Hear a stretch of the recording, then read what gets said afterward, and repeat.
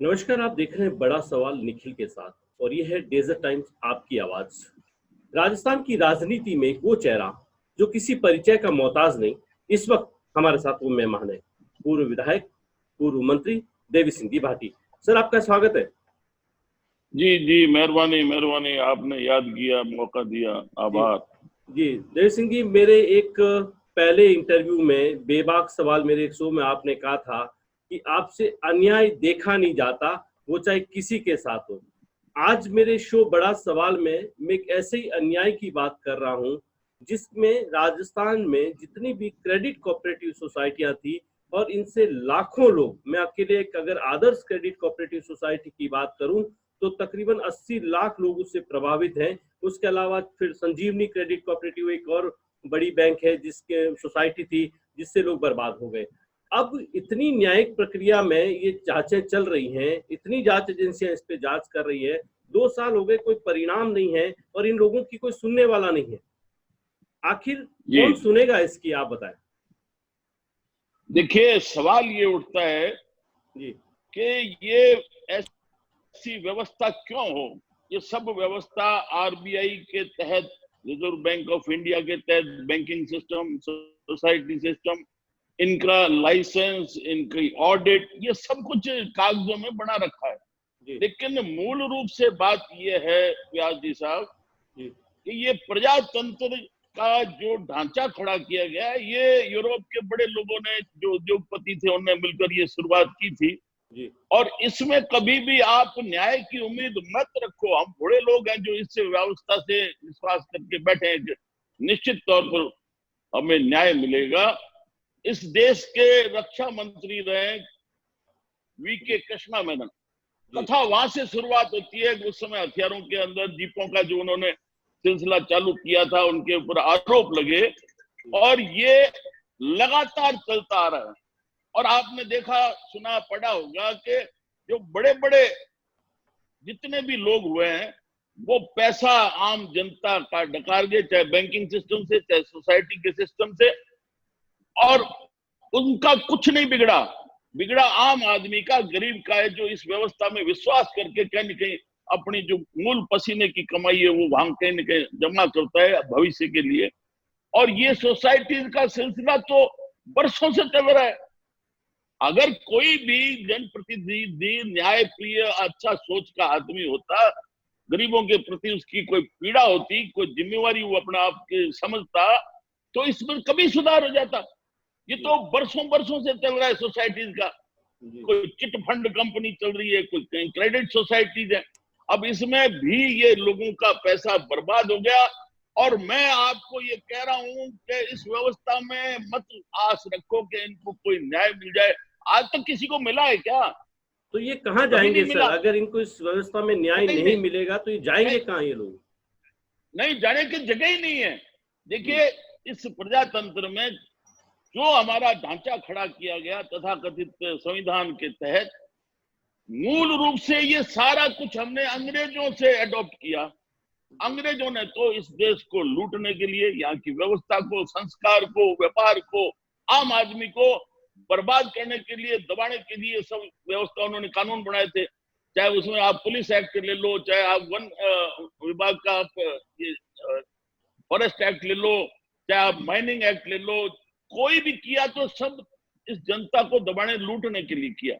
और वो सारे कानून हमने अडॉप्ट कर लिए। उन्होंने तो संसद के अंदर ब्रिटेन में खुली बहस की, ऑन रिकॉर्ड है कि जी कैसे हम हिंदुस्तानियों को दबा के, लूट के रखें, ये कहीं बोल नहीं सके, इनको जस्टिस सिस्टम में कभी न्याय न मिले। ये सारी व्यवस्था उन्होंने की थी। जी और वो इन्होंने अडॉप्ट कर ली। जो भी पार्टी आती है, आते हैं भाषण ठोकते, जब बाहर बैठे होते हैं, जब सत्ता में आते हैं तो कुछ भी बदलाव नहीं करते, और सब उनकी नजरों के सामने, इतिहास में, रिकॉर्ड में। ये व्यवस्था से विश्वास करना, देखिए, बहुत बुढ़ापन है, बहुत भारी लेकिन बुढ़ापन लेकिन है। अब करें क्या? देश की आजादी के बाद में जिस संविधान को अडॉप्ट कर दिया गया, जिस न्याय प्रक्रिया में सारी न्याय प्रक्रिया सिस्टम है, अब ये 21 लाख इसके एजेंट अकेले आदर्श में, 80 लाख उनके परिवार के लोग हैं, ये दर दर की ठोकरें खा रहे हैं 2 साल से। हजारों लाखों ट्वीट कर दिए इन्होंने देश के प्रधान सेवक से लेकर मुख्यमंत्री सही है, सही है। कोई परिणाम नहीं, कोई नहीं, प्रधानमंत्री मुख्यमंत्री कोई नहीं करेगा। आज तक हुआ क्या? मेरा सवाल ये जी। आज तक कभी किसी को न्याय मिला? एक न्यायिक प्रणाली का मैं एक छोटा मेरा उदाहरण दे देता हूँ। 32 साल पहले मैंने एक आईपीएस के खिलाफ मानहानि का दावा किया। अभी थोड़े दिनों पहले उसका फैसला है, उसके खिलाफ कि भी इसको सजा सुनाई जाती है। अब उसके लिए अपील में चला गया वो, अब मेरा मान वापस आ रहा है क्या? तो ये व्यवस्था ही ऐसी है कि कभी भी आपको न्याय नहीं मिल सकता। पुलिस में जाओ तो उनका व्यवहार आपका ये आप सुने नहीं सकते। ये हालात तब है सर जब आप कह रहे हैं 32 साल हो गए, जब आपको कोई न्याय नहीं मिला तो वो आम पान वाला, थड़ी वाला, रेडी वाला, वो आम कॉमन मैन जो लास्ट कॉमन मैन है, वो कैसे उम्मीद करेगा कि उसका जो पैसा था गाड़ी कमाई का वो उसको आ जाएगा? इसीलिए मैं कहता हूं कि इस प्रजातांत्रिक ढांचे के लिए सोचो। जहां हिंदुस्तान में ये व्यवस्था परंपराओं और संस्कारों से चलती थी, समाज का नियंत्रण होता था। समाज के नियंत्रण में, जैसे मैंने पहले भी कहा था, दिल्ली में एक बच्ची के साथ हो गया जिसका नाम दिया गया था निर्भया। अब उसके लिए देश खड़ा हुआ, सख्त कानून बने, कोई फर्क पड़ा? लेकिन जहां समाज का नियंत्रण होता था, बड़े बड़े गांव बसते थे, 20-20, 50-50 कंवारे मर जाते थे लोग, शादी नहीं होती थी, मजाल है कोई घटना हो जाए। तो ये व्यवस्था आप देखिए, अभी भी हम सबको सोचना चाहिए कि गांव की व्यवस्था गांव वालों को करने दो। शहर में वार्ड वाइज जिसे जिम्मेवारी जहां दी गई है, समाज सारा संभाल रहा है। आज जब ये कोविड-19 वाला, कोरोना वाला हुआ, सारी सरकारों ने हाथ खड़े कर दिए, मूक दर्शक बने बैठे रहे, और बेचारे जो इनकी व्यवस्था के भरोसे घर से छोड़ के और उन राज्यों की अर्थ को सुधारने के लिए निकले हुए थे, उनका कोई जिम्मेवार नहीं बना, किसी ने छाती नहीं लगाया, भूखे मरे, ढाबे बंद हो गए, खाना पैसा पास में तो खाए कहां, जाए कहां, रहे कहां? और ये बेईमान जो सरकारों में बैठे हैं, चाहे केंद्र में हो चाहे राज्य सरकार, किसी ने ये व्यवस्था नहीं की कि जो इनके संचालक थे, चाहे फैक्ट्री के, मिल के जो संस्थान थे, उनको मजबूर करते कि इनको संभालो। और नहीं है तो आपकी ये कौन सी प्लानिंग हुई कि आपने अचानक रात को 12 बजे कोई इमरजेंसी लगानी थी? आप ये 5-7 दिन पहले इनकी तैयारी करके आप स्पेशल रेलवे चलाते, बसें ले जाते, इनको घर पर पहुंचाते। लेकिन ये समाज था निखिल जी, जो पैदल निकले, भटकते रहे, उनको समाज ने, गांव ने, शहर ने संभाला। बिल्कुल, सरकार ने कहीं नहीं संभाला। ये सब नाटक है। ये जो अभी जो प्रचार चल रहा है, वो तो दानदाता दे रहे हैं और सरकार बीच में अपना हाथ रखे कि हम बांट रहे, व्यवस्था कर रहे हैं। आज तक जितना पैसा इनके फंड्स में गया है, हमने भी 1 लाख रुपया दिया, कोई नहीं बता पाएगा कि ये पैसा कहां जाएगा, कहां खर्च हुआ। तो ये सारी इस व्यवस्था के अंदर हम जब तक समाज जी लेकिन इस वक्त सबसे बड़ा सवाल है कि ये लोग 2 साल में ऐसी फाका कसी में आ गए हैं। संचालकों तो जेल में डाल दिया गया, ये एजेंट, एडवाइजर और निवेशक जो हैं वो सब सड़क पर आ गए। ये आखिर न्याय की उम्मीद करें या मान लें कि इनका पैसा डूब गया? देखिए, डूब कैसे गया, इनका जिम्मेवार कौन है इन सोसाइटीज का? रिजर्व बैंक ऑफ इंडिया, जिसने लाइसेंस दिया, जिसकी प्रक्रिया के तहत ऑडिट होती है। कबाड़ा कैसे कर ले? कोई एक दिन में कबाड़ा होता है? बिल्कुल, 20 साल से चल रही थी, लगातार करते आ रहे हैं। क्या आंखें फूटी हुई थी, दिमाग काम नहीं कर रहा था? ये जिम्मेवार है। तो आज जिन गरीबों का, जिन बेचारों की जो पूंजी, पसीने की, खून की कमाई अगर कहीं दबी है, कहीं किसी ने बेईमानी की है, तो आरबीआई एक बार इनकी भरपाई करे, वो जिम्मेवार है। और कौन जिम्मेवार होगा? कोई अस्पताल वाले होंगे या कोई पीडब्ल्यूडी वाला होगा? सब व्यवस्था उनके हाथ खड़े किए बैठे, चुपचाप बैठे। लेकिन अब ये क्या करें सर? ये लोग, इन लोगों की एक और तकलीफ है। तकलीफ ये है कि ये पीड़ित तो है लेकिन संगठित नहीं है, तो इनकी आवाज सुनेगा कौन? ये विधायकों के, ये एमपी के, ये मंत्रियों के चक्कर काट काट के 2 साल में परेशान हो गए। लेकिन इतनी जांच एजेंसियां हैं, कभी एसओजी करती है, कभी इनकम टैक्स, कभी ईडी, कभी एसएफआईओ, इतनी जांच एजेंसियां, हजारों पन्नों की चार्जशीट बना दी गई। तो आखिर ये आम एक कॉमन मैन कानून की इतनी परिभाषाएं कहां से लाएगा और कैसे लड़ेगा वो इन कानून से? इनसे इसीलिए ऐसे कानून बना दिए कि ना तो उसकी तह तक, ना कोई किनारे तक कोई इनकी पूंछ पकड़ सके। ये व्यवस्था ही ऐसी है। इतने वर्षों में किसी को आज तक भरपाई नहीं हुई। चिट फंड कंपनियों में बेईमानियां हुई है और सोसाइटीज में हुई है। ये सारी व्यवस्था बैंक में लूट लूट के जा रहे हैं ना हमारे सामने। कोई 50,000 करोड़ ले जा रहा है, कोई 1 लाख करोड़ ले जा रहा है। क्या हुआ उनका? सब नाटक है। इस व्यवस्था में न्याय नहीं मिल सकता। ये जिम्मेवारी है आरबीआई की कि वो इनकी भरपाई करे और उसके बाद में अपनी कार्रवाई करे और वसूलता रहे। आप जिम्मेवारी समझते नहीं हो। आपकी जिम्मेवारी है, आप बच नहीं सकते इससे। ये कौन सी व्यवस्था है कि सारी कलम आपने अपने हाथ में ले रखी है और करो कुछ नहीं। जी, इन लोगों के बार बार मुझे मैसेज आते हैं, फोन आते हैं, कमेंट्स आते हैं मेरे शो के बाद। ये कहते हैं कि साहब हमारी बात उस प्रधान सेवक तक कोई ले जाने वाला हमें मिला ही नहीं, तो प्रधान सेवक तक हमारी बात कैसे पहुंचे? प्रधान सेवक यूं तो एक एक की सीआईडी रखते हैं। कोई एमपी क्या कर रहा है, कोई कहां, कोई कबाड़ा नहीं। ठीक है, उन्होंने आने के बाद में जहां तक हो सका है उन्होंने भ्रष्टाचार अपने कैबिनेट में जहां भी है रोकने की कोशिश की। ऐसा हम पढ़ रहे हैं, सुन रहे हैं, देख रहे हैं। लेकिन क्या उनके पास ये सूचना नहीं है? इतनी बड़ी अगर कहीं भी सोसाइटी के अंदर गड़बड़ घोटाले हुए हैं तो उनकी एजेंसी क्या करती है? इसका मतलब फेल है वो। और कान में पड़ गई है। उन्होंने क्या निर्णय लिया और पहुंच जाएगी तो क्या करेंगे? अब तक नहीं किया। जी, इन लोगों ने मुझे ये बताया कि एक दिन में इन्होंने मुझे बताया कि करीबन एक दिन में 50,000 से लेकर 60,000 तक ट्वीट करते हैं ये प्रधानमंत्री को, लेकिन आज तक कोई जवाब नहीं आया। और एक कोई छोटा सा ट्वीट करता है कि मुझे रेल में खाना नहीं मिला और कार्रवाई हो जाती है। और ये 80 लाख लोग हैं जो रोज ट्वीट करते हैं, लेकिन कोई ट्वीट का जवाब नहीं। ना, इसमें कोई हो भी नहीं सकता निखिल जी। अगर वो ले लें नोटिस तो क्या है, अगला जाएगा एक कोर्ट से स्टे ले आएगा, आगे लंबी तारीखें हैं। कभी न्याय मिलता है इस प्रक्रिया के तहत? न्यायिक प्रक्रिया में देखिए कोई मतलब नहीं है इनका। ये वकीलों का और इनका सबका यही है, आगे तारीखें देते रहो, डॉक्टर तारीखें देता रहो, इलाज हम करेंगे नहीं, रोग को वहां एक दफे दबा देंगे।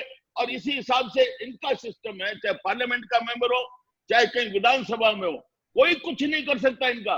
भाई सिस्टम ही ऐसा है। अंग्रेजों ने पहले से तय किया हुआ था कि इनको न्याय नहीं मिले, ऐसी व्यवस्था, ऐसे कानून और नियम बनाओ। वो क्यों वो चल रहे हैं जी। लेकिन ये लोग तो तमाम जो लोग हैं ये आपकी तरफ एक उम्मीद से देख रहे हैं कि आप जैसा कोई दबंग कदावर नेता इनके हक में खड़ा हो और इनकी आवाज को बुलंद कर दें। तो आप जैसा बता रहे हैं कि कोई न्याय मिलेगा ही नहीं। मेरे हाथ में कलम आ जाए या मूतियां निकलवा दूं जी। एक दिन में अगर इन जो तथाकथित ये अंबानी, अडानी, टाटा, बिरला, इनको लाइन में नहीं ला दूं तो मुझे कह देना आप। पर ये तो सब इनके जर खरीद गुलाम है। ये चुनाव कहां से लड़ते हैं? सब इनके अरबों रुपए चुनाव में खर्च हो रहे हैं। क्या इनकी बाप की कमाई है जो अपने पैसों से चुनाव लड़ रहे हैं? ये पैसा जब दोगे तो आंख की शर्म होगी ना निखिल जी। बिल्कुल ये कुछ नहीं कर सकते, बिल्कुल नहीं कर सकते। चुनाव प्रणाली गलत है। ये कौन सा तरीका हुआ कि चुनाव के अंदर किसी बात को तय करना, कोई मुखिया तय करना, उसमें आप अरबों खरबों कॉलेज और यूनिवर्सिटीज में लगाओ, पार्लियामेंट में, असेंबली में लगाओ। ये कौन सा तरीका है?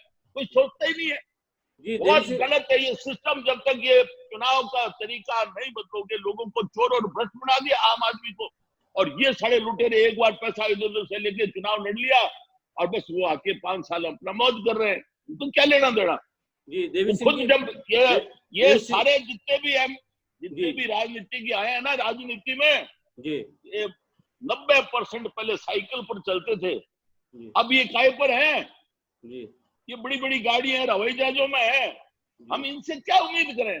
सब इनके सामने होता था। फटे हाल सड़कों पर घूमते थे। एक बार एमएलए एमपी बन गए तो उसके बाद में तो ये सबके बाप बन के बैठ गए। इसलिए इनसे उम्मीद मत करो, बहुत बूढ़े हो। ये चुनाव प्रक्रिया बदलो। ये चुनाव प्रणाली जो है ये सबसे खतरनाक है। इसको रोकेंगे जब कोई आगे बात चलेगी जी। देव सिंह जी, आप जब किसी अन्याय के खिलाफ आवाज उठाते थे तो लाखों लोग उस मैदान में इकट्ठा होते थे आपकी आवाज के साथ। इस वक्त ये 80 लाख लोग एक संस्था से, अगर तमाम संस्थाओं को मिला दूं तो ये आंकड़ा बहुत बड़ा हो जाता है। तो क्या इनको संगठित होकर इनकी आवाज को कहीं आपकी आवाज मिल जाएगी? नहीं, आवाज मिल जाएगी, इनके लिए हम आ जाएंगे सड़कों पर, एक बार मजबूर कर देंगे। लेकिन प्रक्रिया ऐसी है साहब, जो चाहता है वो सरकार वाला भी कुछ नहीं कर सकता। आप कोर्ट की प्रक्रिया को जानते नहीं हो। आप अभी कह रहे थे इतनी जांच एजेंसियां, क्या निकला जांच एजेंसियों ने आज तक? इसलिए इस प्रक्रिया में इनको कभी न्याय नहीं मिल सकता, ये मैं आपको गारंटी देता हूं। आप न्याय का तरीका बताइए कि इनको न्याय मिलेगा कैसे? आखिर पैसा डूब गया, 2 साल हो गए, घर में फाका कसी आ गई, बीमारी में है, लोग सुसाइड कर रहे हैं, मानसिक तनाव में आ गए हैं, बीमारियां ले रहे हैं, तो इनको न्याय मिलेगा कैसे आखिर? आपके हिसाब से कोई रास्ता है? अरे व्यास जी, आज तक किसी को न्याय मिला है क्या? उदाहरण बताइए आप। जी, जब आपको नहीं मिला, 32 साल में आपको नहीं मिला, तो आम आदमी हाँ, तो ये प्रक्रिया ऐसी अंग्रेजों की बनाई हुई। वो तो गोरे थे, ये काले अंग्रेज आके बैठ गए, इनको तो सिर्फ कुर्सी सत्ता चाहिए। इस देश के हजारों साल तक टुकड़े नहीं हुए, इतने आक्रमणकारी आए, पर एक कुर्सी सत्ता के लिए पाकिस्तान और बांग्लादेश बना दिया। इनका क्या जाता है? इनको कुर्सी चाहिए। देखते देखते कश्मीर में सारे पंडितों को खाली करा दिया, सब अपने आर्मी, बीएसएफ और फलाने लिए खड़े थे। क्या हुआ उसका? इसलिए ये तो कुर्सी के पीछे जर खरीद गुलाम है। जी, बस मैं तो यही चाह रहा था सर, इन लोगों की बराबर ये मांग थी कि हमारी आवाज को कोई सुनने वाला नहीं था, तो मुझे लगा कि मैं आपके जरिए इनकी आवाज तो मैं आप तक पहुंचा दूं, और आप न्याय जो इन लोगों को, इनके हक का पैसा इनको मिलना चाहिए, कहीं न कहीं अगर आप अपनी तरफ से कोई ऐसी पहल करें जिसमें ये 80 लाख से ज्यादा जो प्रभावित लोग हैं उनको कहीं कहीं राहत मिल जाए, उनको एक उम्मीद जग जाए कि हाँ कोई उनकी आवाज सुनने वाला है। फिलवक्त स्थिति यह है कि इनकी सुनने वाला नहीं है। आपका दर्द मैं समझ रहा हूँ, आपके मन में पीड़ा है, क्योंकि बेचारों की एक छोटी पूंजी, गरीब आदमी बचा कर किया है सारा। लेकिन मान लो एक इसमें हम कामयाबी भी हासिल कर लें, हालांकि प्रक्रिया इतनी लंबी है, किसी के हाथ में नहीं है कि इनको जल्दी से मिल जाए। और ये सारा कुछ कितना दक्षिण भारत में कबाड़े चल रहे हैं, इन सोसाइटीज के, बैंकिंग के, ये सब जगह पीछे कितना बड़ा ये वेस्ट बंगाल में, वहां कलकत्ता में ये सारा कुछ हुआ। तो ये प्रक्रिया चेंज के लिए जब तक लोग प्रजातंत्र के बारे में नहीं सोचेंगे, जब तक समाज का नियंत्रण नहीं होगा। पहले इस प्रकार कोई गांव में हो जाता, समाज बैठ के 4 आदमी तय करते, उसको बाहर जाना भरना पड़ता। वो करवा सकते हैं, समाज करवा सकता है, ये सरकारें और ये व्यवस्था, ये न्याय प्रणाली, ये पुलिस कुछ भी नहीं कर सकती। लेकिन इसके बाहर भी तो नहीं जा सकते, करना तो इसी दायरे में होगा जो हमारी न्यायिक प्रक्रिया तो समाज अरे निखिल जी, समाज का नियंत्रण क्या नहीं कराते? ये हमने मान लो एक पार्क है बीकानेर शहर में, जूनागढ़ के पास में, एक उदाहरण ले लो जी। हमने वहां की जो संस्था थी मोहल्ले की, उन्होंने कहा साहब हमें ये गोद दिला दो, हम सारी व्यवस्था संभालेंगे जी। उनको दिला दिया। आज 20 बरस से वो इतना आदर्श पार्क बन गया जी। तो आप जिम्मेवारी समाज को दोगे तभी कोई रास्ता बनेगा, वरना ये कभी रास्ता नहीं बन सकता। समाज का नियंत्रण करने देते ये हर बात में, बिना सरकार की अनुमति के आप कुछ भी नहीं कर सकते घर के बाहर। ये कौन सी व्यवस्था है यार, मेरी समझ में नहीं आता। मतलब अब जैसे कोविड-19 में, इस कोरोना में हर गरीब से गरीब के कपड़े, नमक मिर्च तेल पर, जूते पर, किताब कॉपी सब पर टैक्स देता है वो। और हरामजादों ने, कोई किसी ने नहीं संभाला, ना राज्य सरकार ने, ना केंद्र सरकार ने। किस बात का टैक्स नहीं दिया? हमें संकट में सरकार की जरूरत होती है, लेकिन उन्होंने संकट में भी नहीं संभाला। ये इसलिए इस व्यवस्था से उम्मीद करना, अरे साहब उस समय महात्मा गांधी ने कहा था कि अंग्रेजों के जाते ही ये राष्ट्रपति भवन, ये संसद, जो अंग्रेजों ने निशानियां बना रखी, इनको ध्वस्त कर दो, जिससे इनकी यादें खत्म हो। इनको तो वहां बैठे आराम आता है। तो ये ऐसी व्यवस्था के अंदर जनता जब खड़ी होगी, समाज के नियंत्रण की मांग करेगी, या जबरदस्ती समाज आगे आके अपना नियंत्रण करे, तभी रास्ता बनेगा। इसमें तो आप कहोगे तो हम फिर आगे आवाज उठाएंगे, चलेंगे। बिल्कुल, ये सर यही चाहते हैं कि कोई इनकी आवाज हो। आपके साथ ये लाखों लोग हैं आपकी आवाज के साथ आवाज मिलाने के लिए, लेकिन तकलीफ ये है कि एक आम आदमी जो बेचारा बिल्कुल कॉमन मैन है, उसके लिए विधायक का घर, मंत्री का बंगला, मुख्यमंत्री का बंगला बहुत बड़ी बात होती है कि वहां तक पहुंच जाए। लेकिन कहीं कहीं आप जैसे कदावर नेता इनके साथ हो जाएं तो शायद इनकी बात दिल्ली प्रधान सेवक तक पहुंच जाए और ये बात रख सकें कि हम मर रहे हैं, हम परेशान हैं 2 साल से, आप आत्मनिर्भर भारत की बात कर रहे हैं, हम तो आत्मनिर्भर थे लेकिन सड़क पर आ गए इस कानून की व्यवस्था में। हम पिछले 6-7 दिनों से इसके ऊपर विचार विमर्श कर रहे हैं कि इस व्यवस्था में जब तक आप दबाव नहीं बढ़ाओ न्याय के लिए, व्यवस्था नहीं सुधर सकती।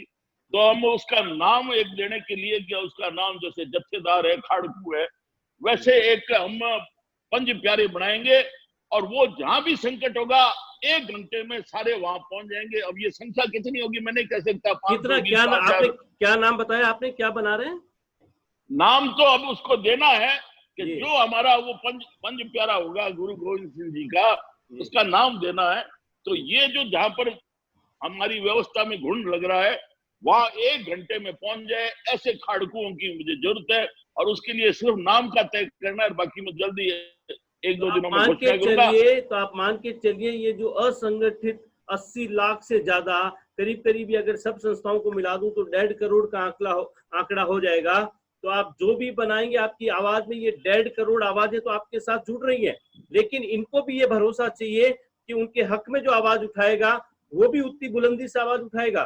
जिस तरह से आप बेबाक स्टेटमेंट आप अभी दे रहे हैं, उतनी बेबाकी से इनकी बात दिल्ली की सरकारों तक जाए। ये परेशान है, ये आपकी आवाज में और आपके साथ चलने को तैयार हैं, लेकिन कोई इनके साथ इनकी आवाज सुनने को तैयार नहीं अब तक। अभी तो मैं पहले क्या बोलूं, मेरा जो पिछला इतिहास रहा है वही मेरा स्वभाव कार्यशैली रहेगी। और मैं कह दूं कि मेरा रंग बहुत गोरा है, पीड़ा केसर जैसा, लोग देखेंगे वैसे ही मानेंगे, इसलिए करके बताना। इसलिए ये विचार मेरा पिछले 6-7 दिन से साथियों चल रहा है, सिर्फ एक नामकरण करना है और फिर 1 घंटे में जहां भी जरूरत पड़ेगी ये सारे जत्थेदार वहां पहुंचेंगे। जी, एक और मेरा सवाल है जो इन लोगों से आता है मुझे, वो उनकी आवाज है, मैं आप तक पहुंचा देता हूं। इन लोगों का ये है कि ये आम आदमी जो है वो आप जैसे बड़े नेताओं को टच करने में इनको मुश्किलात आती है, झिझकाहट होती है कि कैसे मिलेंगे। क्या अगर इनका कोई डेलीगेशन आपसे आकर मिलता है बीकानेर या जयपुर जहां आप होंगे, तो क्या आप इनके साथ एक वार्ता करना चाहेंगे? देखिए ये फिर उसी प्रणाली में घुस गए हम जी। बेचारों को पहले ही पिटे बैठे हैं, फिर वहां से किराया भाड़ा समय लगा के मजदूरी खराब करके यहाँ है। अब सुविधा है ना, अपने पास फोन है, दूसरे भी कई ईमेल फलाना होते हैं, तो विशेष जानकारी के लिए मुझे कहीं से भी मैसेज मिल जाएगा।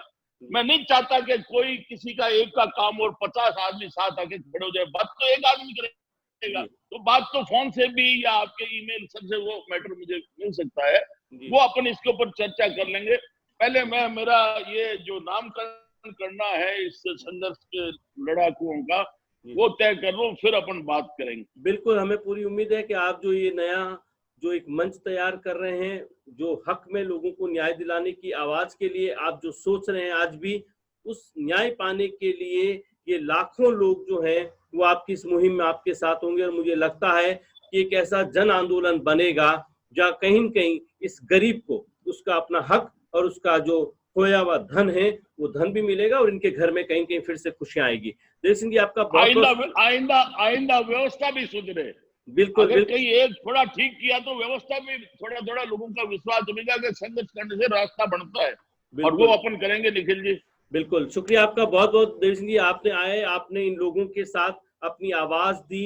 इससे शायद इनको एक उम्मीद जगेगी, एक आशा जगेगी कि हाँ कोई कोई अब एक मजबूत पिलर इनके हक में आवाज देने के लिए खड़ा है। बहुत बहुत शुक्रिया आपका। बहुत बहुत आभार, आपने याद किया। मेरे मन के जो गुब्बार हैं, मेरा जो मन में पीड़ा और बदलाव की जो सोच मेरे निरंतर रहती है, वो मेरी बात आपने लोगों तक पहुंचाने में, क्योंकि आप अन्याय के खिलाफ हमेशा लड़ते रहे हैं। आपने मुझे भी कहा था कि अन्याय देखा नहीं जाता, तो आज जब मैंने इतने लोगों का एक अन्याय जो उनके साथ है वो न्याय में आस लगाए बैठे, तो मुझे लगा था कि मैं इनकी आवाज आप तक पहुंचा दूं और आपका जो जज्बा है भीतर का, आपके भीतर जो जिस तरह का एक रोष है इस पूरी व्यवस्थाओं को लेकर, उस रोष को इन लाखों लोगों ने इस वक्त सुना है। और मुझे पूरी उम्मीद है कि आने वाले टाइम में जब ये अपनी हक की आवाज में लड़ेंगे तो आपका साथ इनको जरूर मिलेगा। एक बार फिर आपका बहुत बहुत शुक्रिया इस शो में भाग लेने के लिए। डेजर्ट टाइम्स का बहुत बहुत आभार कि ये लोगों की बात हर एक तरीके से बात पहुंचा के व्यवस्था में बदलाव के लिए प्रयास कर रहा है। धन्यवाद। आभार।